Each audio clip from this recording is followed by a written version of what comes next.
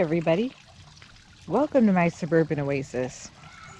So just yesterday when I was taking my last film, I was talking about how I was looking to incorporate more evergreens into my yard for multi-season interest. Well, sometimes when you put juju out there, juju comes back to you.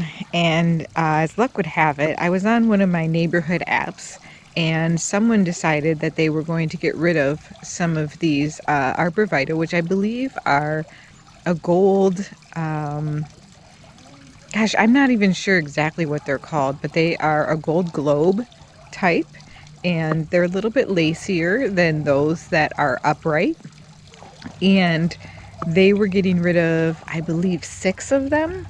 So I'm going to show you what I decided to do with them.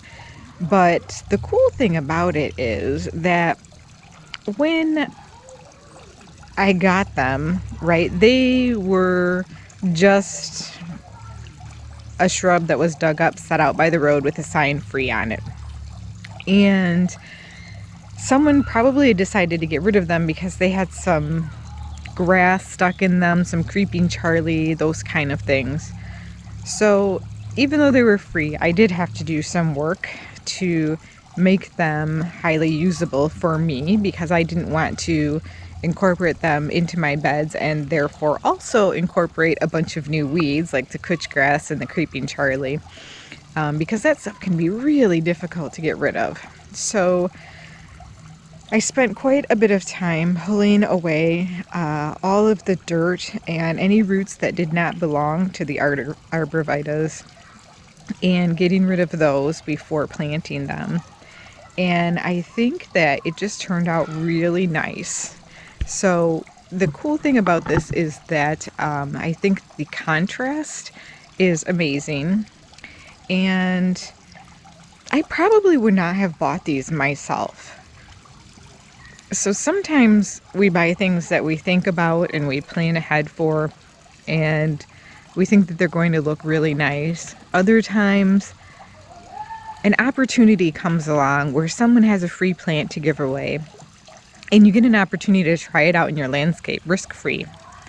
And that's pretty much what this was. And I thought I would grab onto it and give it a shot. And it turns out this is a really great contrast to the Japanese maple, as well as the hydrangea colors here in the fall, and also some of the heucheras that I have been planting in here, which are a deep maroon shade.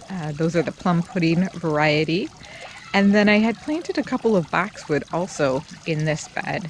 And I just think that the colors are marvelous.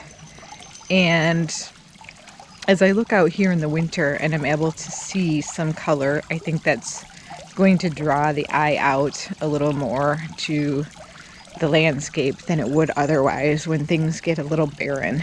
So it's so important to think about every season in your garden and not just summer when things are blooming everywhere. So I think those two, as I said, are a really great addition to this bed. I think that they fill in where there were some gaps, and I think they will continue to do that. And I can clip them back to make them a little fuller if I need to next year, but right now I'm just going to let them settle in. So that's those. And then if I come over here to this other bed, we did just have some frost come through, and so I've been pulling some of my annuals out of the yard, and I had pulled some out over here and thought that the interest that the coleus, which is over here, had been bringing in, which most of it got really blackened from the frost and horrible. I had to pull it out. So that really brings this color into this whole area, is having these golden chartreuse arborvitaes.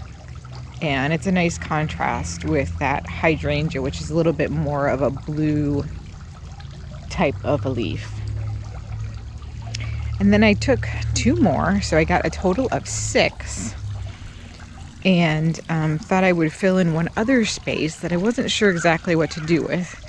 And again, I'm never really sure how some things are going to do, especially when you get a free plant and you don't know exactly what kind it is. So you have to just make the best choices you can and see how they do. But there's not as much of a, downside to if they don't work out, because you don't have a lot invested in them other than the time that you've put in.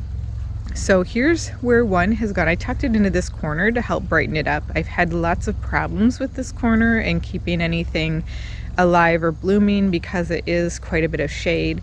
But I do think that these viburnums in the winter, when they lose their leaves, will allow the arborvitae to get enough sunshine during the winter to help keep them thriving in this spot. I don't know, I'm just guessing.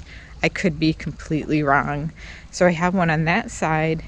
And then again, to be symmetrical, which is one of my things, I have one on this side as well.